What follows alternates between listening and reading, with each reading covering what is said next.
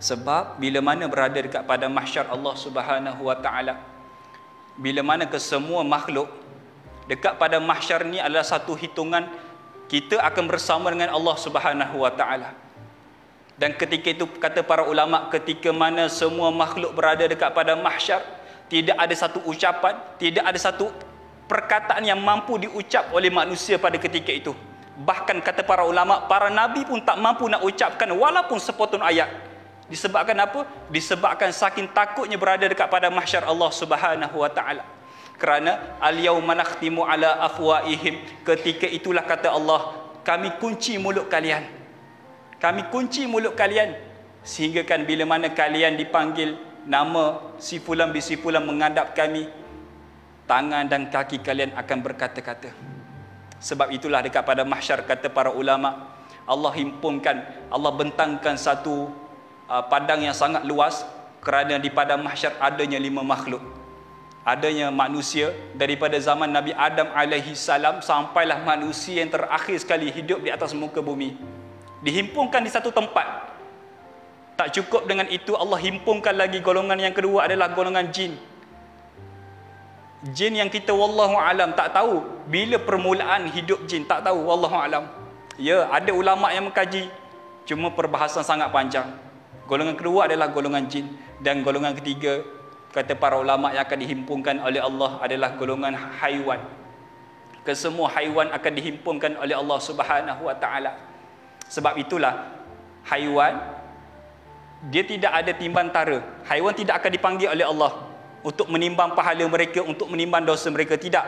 Tujuan haiwan Allah himpunkan dekat pada mahsyar kata para ulama adalah untuk mencari bela kepada mereka. Andai kata ada manusia yang pernah pukul haiwan, menyakiti haiwan, ketika itulah haiwan tu akan berkata, wahai Allah, si fulan bi si fulan pernah pukul aku. Wahai Allah, si fulan bi si fulan pernah membela aku, tapi dia menyeksa aku.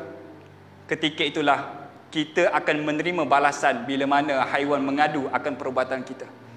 Maka haiwan akan dilupuskan oleh Allah Subhanahu wa taala bila mana selesai. Dan golongan ketiga adalah golongan malaikat, dan yang kelima adalah iblis. Cuma yang membezakan iblis dengan jin dua benda. Iblis tidak akan dipersoalkan oleh Allah Subhanahu wa taala. Iblis tidak ada pahala, tidak ada dosa. Kerana ketika mana iblis berada dekat pada mahsyar, Allah akan terus masukkan ke dalam neraka. Sebab itulah ada satu slot khusus, kalau nak buat kuliah lah, khutbah iblis dalam api neraka. Iblis ada khutbah dia. Ketika mana semua ahli neraka dihimpunkan oleh Allah di satu tempat dalam neraka, ketika itulah iblis akan naik dan berkhutbah. Panjang, nanti insya-Allah kalau ada masa. Jin sama dengan manusia, ada pahala dan ada dosa. Manusia pun sama. Dan ketika itulah kita akan dipersoalkan apa jua yang kita buat. Andai kata kita pernah melakukan A, maka kita akan dipersoalkan A. Sebab itulah kata para ulama, setiap manusia ada buku amalan kita. Saya ada buku amalan saya. Tuan dan puan-puan sekalian, ayah dia dan bonda sekalian, ada buku amalan masing-masing. Seandainya kata para ulama bagi gambaran kepada kita, seandainya buku amalan itu diberikan kepada orang bukan Islam, ketika itulah orang bukan Islam akan mengatakan, buku jenis amalan apakah ini? Bagaimana kesemua yang aku pernah lakukan, yang aku pernah kerjakan di atas muka bumi ditulis dalam buku amalan ini? Ketika itulah bila mana namanya dipanggil, dia melarikan diri. Tetapi kalau orang Islam, bila mana dia melihat orang beriman, bila mana kita melihat buku amalan kita, moga-moga kita tergolong dalam golongan orang yang beriman kepada Allah. Amin. Bila mana orang beriman melihat buku amalan mereka, ketika itulah orang beriman senyum. Sebab bila mana kita diperlihatkan oleh Allah Subhanahu wa taala, topik pada mahsyar ni panjang. Saya pernah buat satu topik pada mahsyar dengan private punya company. 5 jam pada mahsyar saja. Sebab banyak ilmu yang Allah masukkan dalam pada mahsyar dalam Quran. 5 jam tu pun tak cukup.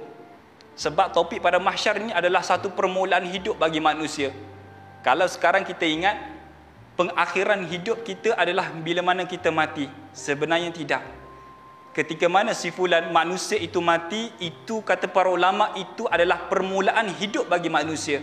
Andai kata dia mati dalam keadaan kufur, mati dalam keadaan tidak beriman kepada Allah, mati dalam keadaan ada dosa banyak, maka hari pertama dia berada di alam barzah, hari pertama itulah dia akan menerima seksa, dan perjalanan dia ke alam pada mahsyar sangatlah panjang, sangatlah pedih.